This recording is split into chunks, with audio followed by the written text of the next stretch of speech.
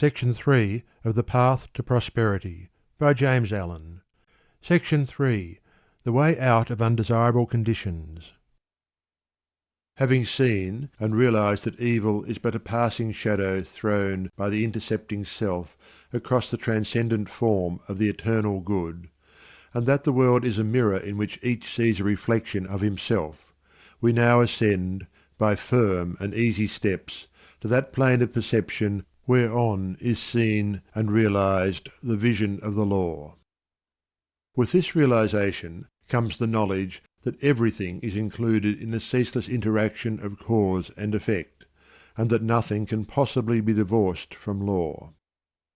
From the most trivial thought, word, or act of man, up to the groupings of the celestial bodies, law reigns supreme.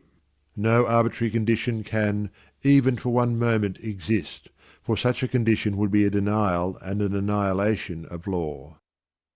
Every condition of life is, therefore, bound up in an orderly and harmonious sequence, and the secret and cause of every condition is contained within itself. The law, whatsoever a man sows, that shall he also reap, is inscribed in flaming letters upon the portal of eternity, and none can deny it, none can cheat it, none can escape it. He who puts his hand in the fire must suffer the burning until such time as it has worked itself out, and neither curses nor prayers can avail to alter it. And precisely the same law governs the realm of mind. Hatred, anger, jealousy, envy, lust, covetousness, all these are fires which burn, and whoever even so much as touches them must suffer the torments of burning. All these conditions of mind are rightly called evil, for they are the efforts of the soul to subvert, in its ignorance, the law, and they, therefore, lead to chaos and confusion within, and are sooner or later actualized in the outward circumstances as disease, failure, and misfortune, coupled with grief, pain, and despair.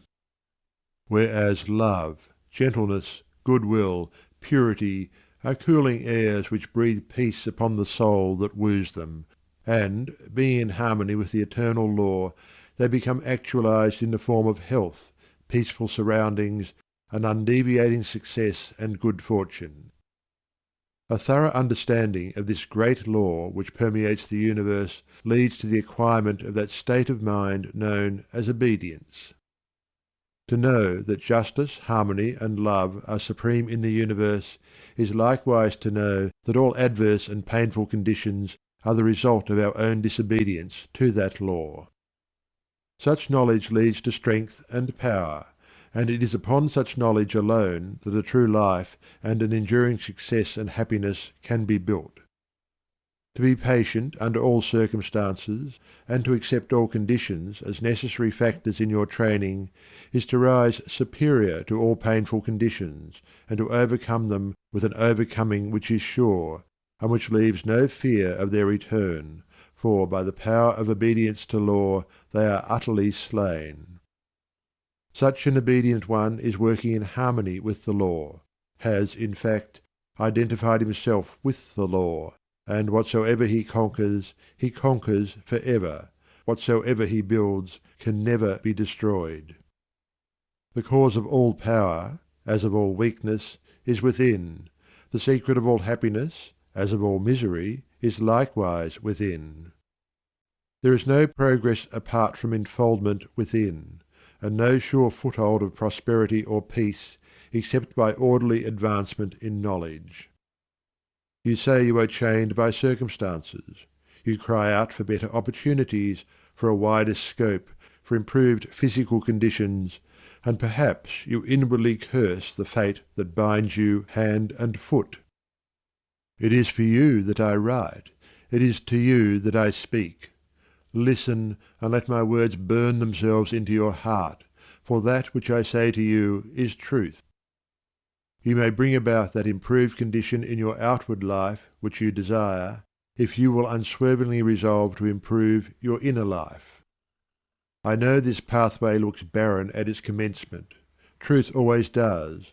It is only error and delusion which are at first inviting and fascinating, but if you undertake to walk it, if you perseveringly discipline your mind, eradicating your weaknesses, and allowing your soul forces and spiritual powers to unfold themselves, you will be astonished at the magical changes which will be brought about in your outward life. As you proceed, golden opportunities will be strewn across your path, and the power and judgment to properly utilize them will spring up within you. Genial friends will come unbidden to you. Sympathetic souls will be drawn to you as the needle is to the magnet, and books and all outward aids that you require will come to you unsought. Perhaps the chains of poverty hang heavily upon you, and you are friendless and alone, and you long with an intense longing that your load may be lightened. But the load continues, and you seem to be enveloped in an ever-increasing darkness. Perhaps you complain. You bewail your lot. You blame your birth, your parents, your employer, or the unjust powers which have bestowed upon you so undeservedly poverty and hardship, and upon another affluence and ease. Cease your complaining and fretting. None of these things which you blame are the cause of your poverty. The cause is within yourself, and where the cause is, there is the remedy. The very fact that you are a complainer shows that you deserve your lot, shows that you lack that faith which is the ground of all effort and progress. There is no room for a complainer in a universe of law, and worry is soul suicide. By your very attitude of mind you are strengthening the chains which bind you, and are drawing about you the darkness by which you are enveloped. Alter your outlook upon life, and your outward life will alter. Build yourself up in faith and knowledge, and make yourself worthy of better surroundings and wider opportunities. Be sure, first of all, that you are making the best of what you have.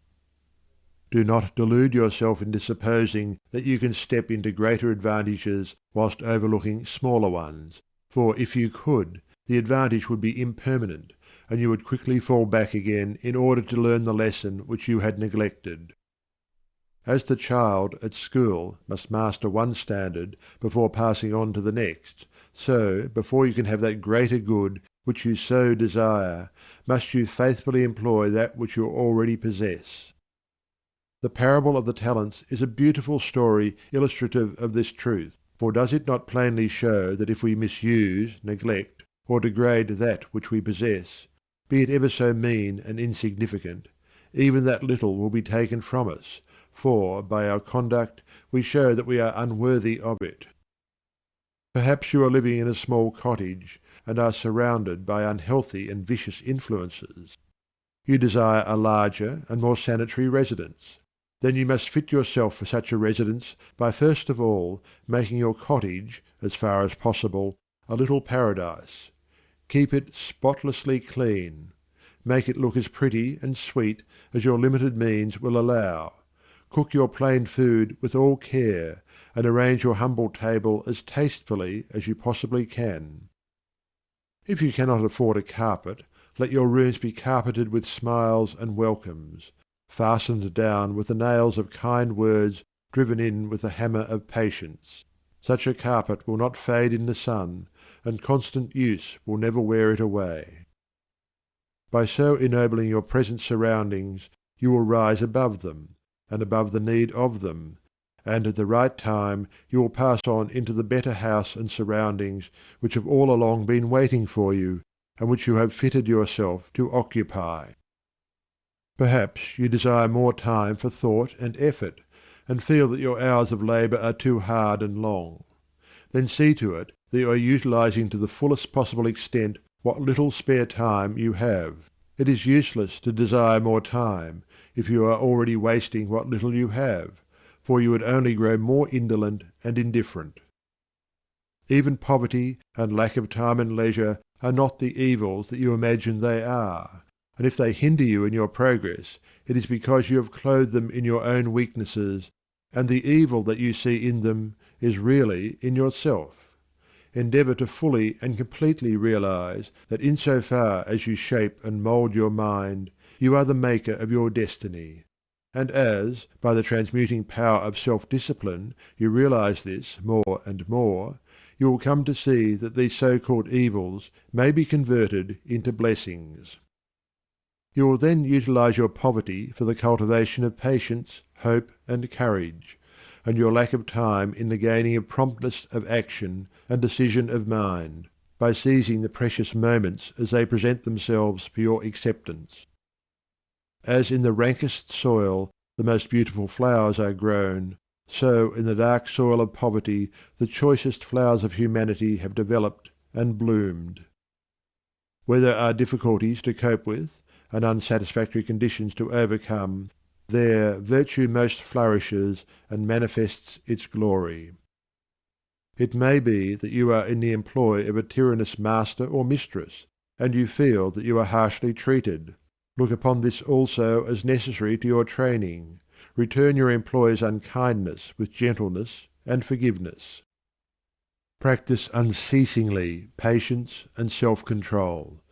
Turn the disadvantage to account by utilizing it for the gaining of mental and spiritual strength, and by your silent example and influence you will thus be teaching your employer, will be helping him to grow ashamed of his conduct, and will, at the same time, be lifting yourself up to that height of spiritual attainment by which you will be enabled to step into new and more congenial surroundings at the time when they are presented to you.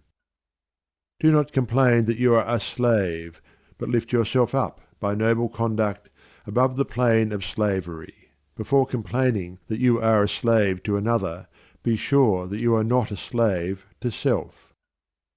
Look within. Look searchingly, and have no mercy upon yourself. You will find there, perchance, slavish thoughts, slavish desires, and in your daily life and conduct, slavish habits. Conquer these, cease to be a slave to self, and no man will have the power to enslave you. As you overcome self, you will overcome all adverse conditions, and every difficulty will fall before you. Do not complain that you are oppressed by the rich. Are you sure that if you gained riches you would not be an oppressor yourself? Remember that there is the eternal law which is absolutely just, and that he who oppresses today must himself be oppressed tomorrow, and from this there is no way of escape. And perhaps you, yesterday, in some former existence, were rich and an oppressor, and that you are now merely paying off the debt which you owe to the great law. Practice, therefore, fortitude and faith. Dwell constantly in mind upon the eternal justice, the eternal good. Endeavour to lift yourself above the personal and the transitory into the impersonal and permanent. Shake off the delusion that you are being injured or oppressed by another, and try to realize, by a profounder comprehension of your inner life and the laws which govern that life, that you are only really injured by what is within you. There is no practice more degrading, debasing, and soul-destroying than that of self-pity. Cast it out from you. While such a canker is feeding upon your heart, you can never expect to grow into a fuller life. Cease from the condemnation of others, and begin to condemn yourself. Condone none of your acts, desires, or thoughts that will not bear comparison with spotless purity, or endure the light of sinless good. By so doing, you will be building your house upon the rock of the eternal, and all that is required for your happiness and well-being will come to you in its own time. There is positively no way of permanently rising above poverty or any undesirable condition except by eradicating those selfish and negative conditions within, of which these are the reflection, and by virtue of which they continue. The way to true riches is to enrich the soul by the acquisition of virtue. Outside of real heart virtue there is neither prosperity nor power, but only the appearances of these. I am aware that men make money who have acquired no measure of virtue, and have little desire to do so, but such money does not constitute true riches, and its possession is transitory and feverish. Here is David's testimony. For I was envious at the foolish when I saw the prosperity of the wicked. Their eyes stand out with fatness.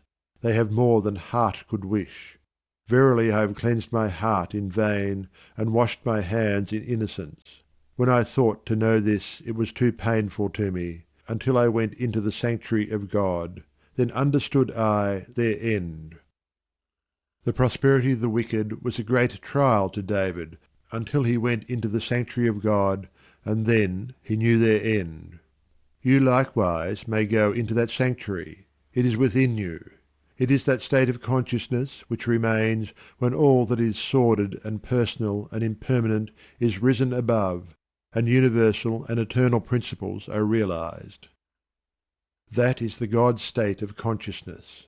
It is the sanctuary of the Most High. When by long strife and self-discipline you have succeeded in entering the door of that holy temple, you will perceive with unobstructed vision the end and fruit of all human thought and endeavour, both good and evil. You will then no longer relax your faith when you see the immoral man accumulating outward riches, for you will know that he must come again to poverty and degradation. The rich man who is barren of virtue is in reality poor, and as surely as the waters of the river are drifting to the ocean, so surely is he, in the midst of all his riches, drifting towards poverty and misfortune. And though he die rich, yet must he return to reap the bitter fruit of all his immorality. And though he become rich many times, yet as many times must he be thrown back into poverty, until, by long experience and suffering, he conquers the poverty within. But the man who is outwardly poor, yet rich in virtue, is truly rich, and in the midst of all his poverty he is surely travelling towards prosperity, and abounding joy and bliss await his coming. If you would become truly and permanently prosperous, you must first become virtuous. It is therefore unwise to aim directly at prosperity, to make it the one object of life, to reach out greedily for it. To do this is to ultimately defeat yourself. But rather aim at self-perfection, make useful and unselfish service the object of your life, and ever reach out hands of faith towards the supreme and unalterable good. You say you desire wealth, not for your own sake, but in order to do good with it, and to bless others.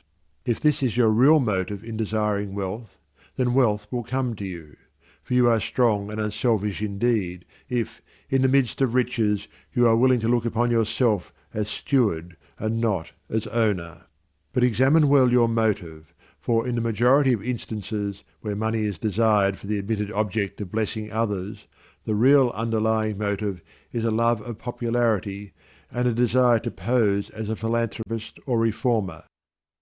If you are not doing good with what little you have, depend upon it, the more money you got, the more selfish you would become, and all the good you appeared to do with your money, if you attempted to do any, would be so much insinuating self-laudation. If your real desire is to do good, there is no need to wait for money before you do it. You can do it now, this very moment, and just where you are. If you are really so unselfish as you believe yourself to be, you will show it by sacrificing yourself for others now. No matter how poor you are, there is room for self-sacrifice, for did not the widow put her all into the treasury? The heart that truly desires to do good does not wait for money before doing it, but comes to the altar of sacrifice, and leaving there the unworthy elements of self, goes out and breathes upon the neighbour and stranger, friend and enemy alike, the breath of blessedness. As the effect is related to the cause, so is prosperity and power related to the inward good, and poverty and weakness to the inward evil. Money does not constitute true wealth, nor position nor power, and to rely upon it alone is to stand upon a slippery place. Your true wealth is your stock of virtue, and your true power the uses to which you put it. Rectify your heart, and you will rectify your life. Lust, hatred, anger, vanity, pride, covetousness, self-indulgence, self-seeking, obstinacy, all these are poverty and weakness, whereas love, purity, gentleness, meekness, compassion, generosity, self-forgetfulness, and self-renunciation, all these are wealth and power. As the elements of poverty and weakness are overcome, an irresistible and all-conquering power is evolved from within, and he who succeeds in establishing himself in the highest virtue brings the whole world to his feet. But the rich, as well as the poor, have their undesirable conditions, and are frequently farther removed from happiness than the poor. And here we see how happiness depends not upon outward aids or possessions, but upon the inward life. Perhaps you are an employer, and you have endless trouble with those whom you employ, and when you get good and faithful servants they quickly leave you. As a result, you are beginning to lose or have completely lost your faith in human nature. You try to remedy matters by giving better wages and by allowing certain liberties, yet matters remain unaltered. Let me advise you. The secret of all your trouble is not in your servants, it is in yourself, and if you look within, with a humble and sincere desire to discover and eradicate your error, you will, sooner or later, find the origin of all your unhappiness. It may be some selfish desire, or lurking suspicion, or unkind attitude of mind, which sends out its poison upon those about you, and reacts upon yourself, even though you may not show it in your manner or speech. Think of your servants with kindness, consider of them that extremity of service which you yourself would not care to perform were you in their place. Rare and beautiful is that humility of soul by which a servant entirely forgets himself in his master's good. But far rarer and beautiful with a divine beauty is that nobility of soul by which a man, forgetting his own happiness, seeks the happiness of those who are under his authority and who depend upon him for their bodily sustenance. And such a man's happiness is increased tenfold, nor does he need to complain of those whom he employs, said a well-known and extensive employer of labour who never needs to dismiss an employee. I have always had the happiest relations with my workpeople. If you asked me how it is to be accounted for, I can only say that it has been my aim from the first to do to them as I would wish to be done by. Herein lies the secret by which all desirable conditions are secured, and all that are undesirable are overcome. Do you say you are lonely and unloved, and have not a friend in the world? Then, I pray you, for the sake of your own happiness, blame nobody but yourself. Be friendly towards others, and friends will soon flock round you. Make yourself pure and lovable, and you will be loved by all. Whatever conditions are rendering your life burdensome, you may pass out of and beyond them by developing and utilizing within yourself the transforming power of self-purification and self-conquest. Be it the poverty which galls, and remember that the poverty upon which I have been dilating is that poverty which is a source of misery, and not that voluntary poverty which is the glory of emancipated souls, or the riches which burden, or the many misfortunes, griefs, and annoyances which form the dark background in the web of life.